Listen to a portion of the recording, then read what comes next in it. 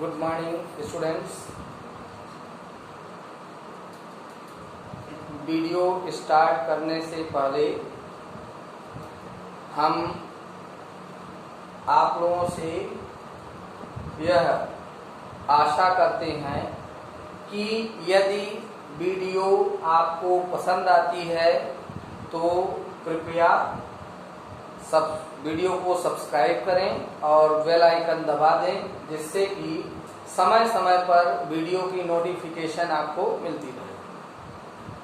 तो इस वीडियो में चलिए हम कुछ सीखने का प्रयास करते हैं, जिसका उप विषय है रैखिक युग्म समीकरण का ग्राफीय विधि से हल। तो ग्राफीय विधि द्वारा रैखिक समीकरण का हम हल पढ़ना चाहेंगे, जिसमें कि समीकरण दो दिए गए हैं। ये समीकरण है उदाहरण के लिए x - 2y = 0 समीकरण फर्स्ट, और 3x + 4y = 20 इक्वेशन सेकेंड। तो इस समीकरण को हल करना है ग्राफीय विधि द्वारा। तो ग्राफीय विधि से हल करने के लिए दोनों चर x और y के मान पहले समीकरण के लिए भी कैलकुलेट करना है और दूसरे समीकरण के लिए भी कैलकुलेट करना है। जैसे हम कैसे हल करेंगे, यहाँ पर समीकरण फर्स्ट के लिए, तो समीकरण फर्स्ट यहाँ पर इसके लिए हम बॉक्स तैयार करेंगे x - 2y = 0, और इस तरह से हम बॉक्स बनाते हैं और बॉक्स में हम x और y के मान सॉल्व करके लिखते हैं। इसमें x का मान हम अपनी इच्छा अनुसार रख सकते हैं, और ध्यान रहे ऐसे मान चुनना है जिसके द्वारा जब y का मान हम निकालें तो हमें y का मान होल नंबर के रूप में प्राप्त हो, यानी पूर्णांक के रूप में प्राप्त हो। जैसे कि यहाँ पर तो सिंपली होल नंबर में ही मिल जाएगा, लेकिन ध्यान रहे यदि x का मान हम 0 लेते हैं तो y भी 0 हो जाएगी, होल नंबर दोनों आ जाएंगे। लेकिन यदि x का मान 1 लेते हैं, ध्यान से समझिए, यदि x का मान हम 1 लेते हैं तो इधर पक्षांतरण करने पर ऋण 1 प्राप्त होता है, और ये जब y का मान हम निकालेंगे तो y के गुणांक 2 को इधर ले जाने पर वो बटे में जाएगा। इस तरह से 1/2 प्राप्त होता है। 1/, या बटे की राशियां ग्राफ पेपर पर दर्शाना थोड़ा कठिन होती हैं, इसलिए हम ऐसे मानों को चुनकर रखते हैं जिससे कि हल करने पर y का मान भी पूर्णांक में आए। 0 रखने पर y का मान पूर्णांक प्राप्त होगा। यहाँ y का गुणांक कितना है? y का गुणांक है 2, यानी 2 के अंतराल वाली संख्याओं को चुन करके हमें रख लेना है। 2 के अंतराल, यानी 0 है, फिर आ जाएगा 2, फिर आ जाएगा 4। इनमें अंतर 2-2 का है, अर्थात 2 यहाँ y का गुणांक है तो 2 के अंतर की संख्याओं को हम x के लिए चुन लेते हैं।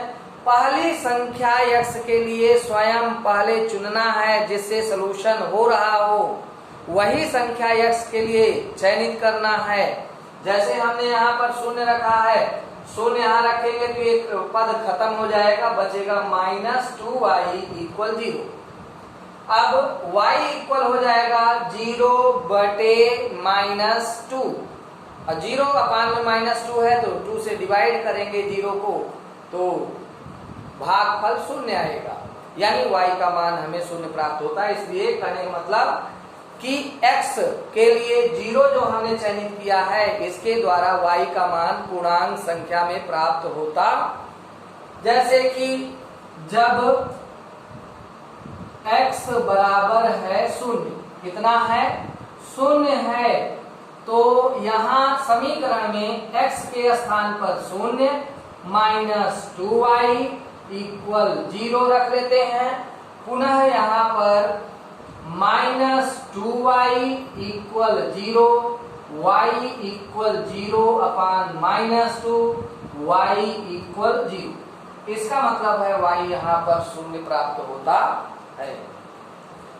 आगे हल करेंगे तो यहाँ देखिए, जब x बराबर हम लेते हैं 2 और समीकरण में x के स्थान पर 2 रखें, माइनस में 2y लिखें और इक्वल में 0। यदि माइनस 2y इक्वल हम y का मान निकालना चाहते हैं तो y को लेफ्ट हैंड में रखना है, बाकी राशियों को राइट हैंड में ले जाना है। तो ये 2 के पहले का चिन्ह क्या है? प्लस। यदि कोई चिन्ह नहीं है तो यहाँ प्लस। तो इस 2 को जब पक्षांतरित करेंगे तो यहाँ पर शून्य माइनस 2 आएगा।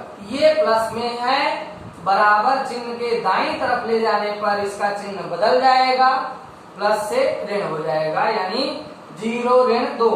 अब आगे माइनस 2y, 0 से माइनस 2 घटाएंगे तो माइनस 2 ही आएगा। अब माइनस माइनस कैंसिल हो गया, दोनों साइड में माइनस था, माइनस चिन्ह कट गया। अब y का मान हमें निकालना है, तो ये 2 और y के बीच में गुणे का चिन्ह है। जब पक्षांतरण करेंगे तो ये वाला 2 यहाँ बटे में आएगा और इस तरह से y बराबर भाग देने पर 2 एकम 2 भागफल 1 आता है, यानी 1 यहाँ माना गया y। जब x बराबर 4 हम लेते हैं तो 4 माइनस 2y इक्वल 0।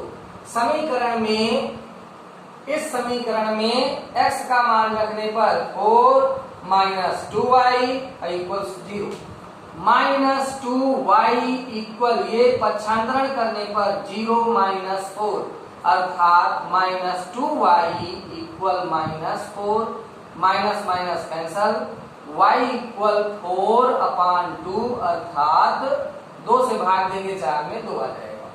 इस तरह से देखिए, समीकरण 1 के लिए हमने x के डिफरेंट मान के लिए, x के अलग अलग मानों के लिए y का मान अलग अलग हमने प्राप्त कर लिया है। इसी तरह से बॉक्स बनाएंगे समीकरण सेकंड के लिए। तो यहाँ समीकरण सेकंड के लिए, अब समीकरण सेकंड हमारे पास है 3x प्लस 4y इक्वल 20। अब यहां बॉक्स बना लेते हैं।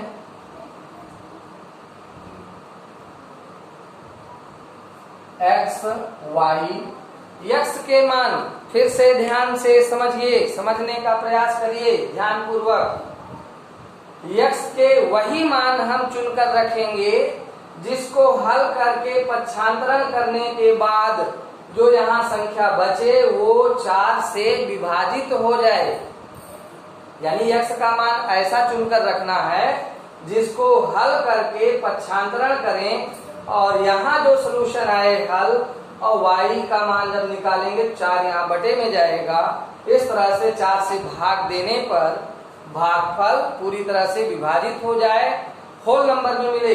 जैसे विचार करिए, यदि हम 0 लेते हैं x का मान, तो x का मान यदि 0 लेंगे तो 3 और 0 में गुणा होगा तो 0 आ जाएगा और ये 4 यहाँ बटे में जाएगा तो 4 से 20 विभाजित है, अर्थात यहाँ 0। अभी हमने क्या बताया कि यदि y के गुणांक में 4 है तो 4 के अंतराल की संख्या हमें चुनना है। जैसे यहाँ 2 गुणांक में है y के साथ तो 2 के अंतराल की संख्या हमने चुना है, तो यहाँ भी हम 4 के अंतराल की संख्या चुन लेते हैं और इस तरह से 0 के बाद यहाँ पर 4 और फिर 8। x के लिए हमने वैल्यू चुन लिया है। अब इसी तरह सॉल्व कर देना है y के लिए। तो जब x बराबर 0 है तो यहाँ 3 गुणे यानी समीकरण में x का मान रख दें, रख करके हल करें, y का मान प्राप्त करें। तो यहाँ 3 और x के बीच में गुणे का चिन्ह, x का मान यहाँ 0 धन 4y बराबर 20। इस तरह से 3 शून्यम शून्य आएगा, यहाँ 4y इक्वल में 20 और y इक्वल 20/4 और डिवाइड करेंगे तो ये आएगा 5। इसी प्रकार से जब x बराबर है 4 तो पुनः यहाँ समीकरण में 3 × 4 + 4y इक्वल 20। बहुत ही सावधानी पूर्वक प्लस माइनस चिन्हों का ध्यान में रखते हुए सॉल्व करना है। और 3 4 जा 12 + 4y इक्वल 20। अब बताइए यदि y का मान हमें निकालना है तो क्या करना पड़ेगा? हाँ बोलिए। यानी y का मान प्राप्त करते समय इस 12 को पक्षांतरित करेंगे, राइट हैंड में ले जाएंगे। यहाँ 12 12 प्लस में है, उधर ले जाने पर माइनस। इसका मतलब हुआ 4y इक्वल, पहले फर्स्ट 20 लिखो, फिर इधर से जाने वाली संख्या को -12। नाउ यहाँ सब्ट्रैक्ट करेंगे, घटाएंगे तो आएगा 8 और y इक्वल 8/4, इसका मतलब 2। पुनः देखिए, अब x बराबर, जब x बराबर है 8 तो 8 3 × 8 और प्लस 4y इक्वल 20, 8 × 24 धन 4y बराबर यहाँ 20, 4y बराबर 20 - 24। इस तरह से 4y बराबर -4। क्यों? क्योंकि माइनस की संख्या ज्यादा है, प्लस की संख्या कम है, घटेगा, चिन्ह वही बचेगा जिसकी संख्या ज्यादा है। तो y बराबर -4/4, इसका मतलब हुआ -1। तो इस तरह से देखिए, यहाँ y का मान 5 आया है। जब x का मान हमने 0 लिया था तो y का मान 5 है। जब x का मान हमने 4 लिया है तो y का मान 2 है। और जब x का मान हमने 1 लिया है तो y का मान है -1। इस तरह से दोनों बॉक्स का सलूशन हमने प्राप्त कर लिया। अब जब भी ग्राफी विधि से हल करना है तो इसी तरह से दोनों समीकरणों के लिए बॉक्स बनाएंगे। x के डिफरेंट मानों के लिए y के डिफरेंट मान को हल करेंगे। दोनों समीकरणों के लिए बॉक्स बनाने के बाद ग्राफ पेपर में कॉलम बने हुए होते हैं। उस ग्राफ पेपर पर इन्हीं बिंदुओं के थ्रू हमें ग्राफ निरूपण करना है और हल करना है। तो अब हम यहाँ पर ग्राफी निरूपण किस तरह से करेंगे? देखिए, यहाँ बोर्ड में ग्राफ का निरूपण उतना शुद्धतम नहीं हो सकता है, क्योंकि यहाँ पर हमारे पास पटरी के द्वारा लाइन खींचने और विभाजन करने की व्यवस्था नहीं है। जबकि ग्राफ पेपर में पूरे कॉलम बराबर डिवाइडेड होते हैं, विभाजित होते हैं और उनको हम सॉल्व कर सकते हैं। तो इस तरह से ग्राफ निरूपण के लिए यदि यहाँ पर हम इस तरह से चतुर्थांश को 4 भागों में विभाजित कर लेते हैं और इस विभाजन में ये x अक्ष है और इधर y अक्ष है, यानी क्षैतिज तल के समांतर क्षैतिज तल में खींची गई रेखा ये x अक्ष होती है और ऊर्ध्वाधर 90 डिग्री पर खींची गई रेखा y एक्सिस यानी y अक्ष होती है। इसमें हम पुनः बराबर बराबर खंड बांटते हैं, जैसे कि 1, 2 खंडों की लंबाइयां सदैव एक समान होनी चाहिए। यहाँ पर चूंकि हमारे पास मापन के लिए स्केल नहीं है, उस कंडीशन में रंग भी हो सकता है, लेकिन ग्राफ पेपर पर बनाने पर रंग होने के चांस नहीं होते हैं। ऐसे ही ऊपर की ओर भी बराबर, जितना इसकी लंबाई उतना ही इसकी लंबाई होनी चाहिए और इस तरह से बराबर खंड हम विभाजित कर लेते हैं और नीचे की ओर भी सभी खंड आपस में एक समान होने चाहिए। इधर राइट हैंड की ओर पॉजिटिव संख्याएं, धनात्मक संख्याएं 1, 2, 3, 4, 5, 6, 7, 8 और ये इधर -1, -2, -3, -4 ये संख्या रेखा के की तरह से यहाँ 0 है, जहाँ ये दोनों अक्ष एक दूसरे को काटते हैं उसे मूल बिंदु कहते हैं, जहां निर्देशांक 0, होता है। अब ऊपर की ओर धनात्मक संख्या 1, 2, 3, 4, 5, 6, 7, नीचे की ओर -1, -2, -3, -4, -5। अब देखिए पहले बॉक्स में क्या है 0, 0 यानी पहला बिंदु हमारा ये हो 0, 0 x भी 0 y भी 0। दूसरा बिंदु है 2 पर 1, ये ऊपर है x नीचे है y, अर्थात x के लिए 2 कदम धनात्मक की ओर हमको चलना है, तो 2 कदम हम यहाँ आते हैं ये 2 पर और एक ऊपर धनात्मक संख्या। तो देखिए यहाँ पर ऐसे समांतर रेखा यहाँ से 90 डिग्री पर और इधर से इसमें समांतर रेखा, जहां एक दूसरे को ये रेखाएं काटेंगी वही बिंदु है यहाँ पर, ये बिंदु है 2 पर 1। अब है 4 पर 2, तो 4 के जस्ट सामने समांतर और इधर समांतर रेखा 2 से x अक्ष के समांतर खींचने पर ये कटान बिंदु मिला और ये बिंदु है 4, 2 और इस तरह से इन तीनों बिंदुओं को टच करते हुए यानी तीनों बिंदुओं को ज्वाइन करके एक सरल रेखा खींच लेते हैं। तो सरल रेखा यहां से प्राप्त होती है,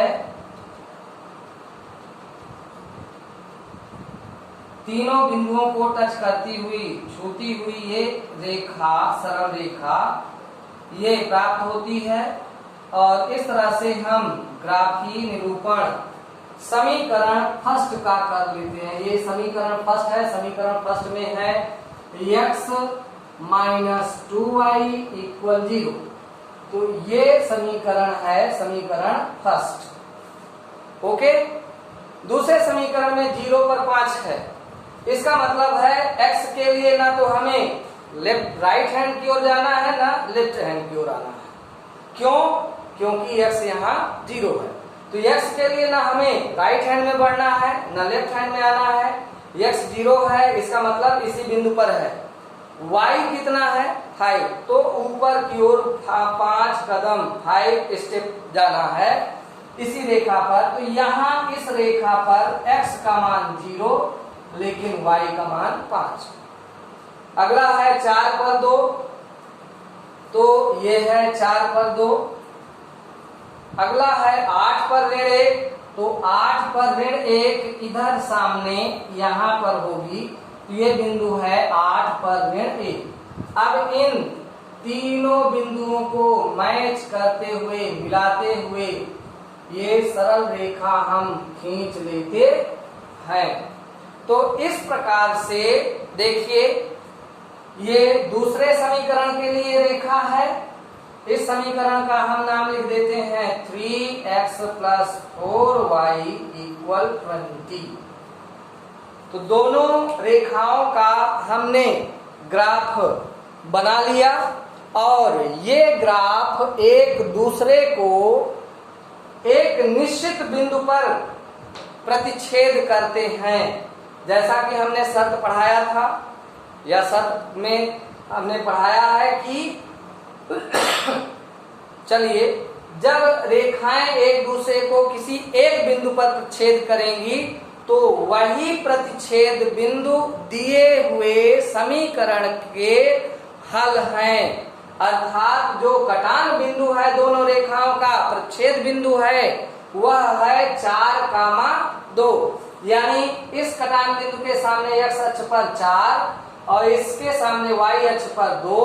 अर्थात यहाँ इस समीकरण का हल है, हल कितना है, x = 4 और y = 2।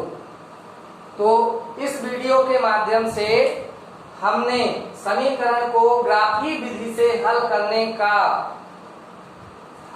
का तरीका बताने का प्रयास किया है और शायद हम अनुमान करते हैं कि यह विधि आपको समझ में आ गई होगी। तो वीडियो को सब्सक्राइब करना ना भूलें, बेल आइकन दबाना ना भूलें, जिससे वीडियो की सूचना समय के अनुसार आपको मिलती रहे। धन्यवाद।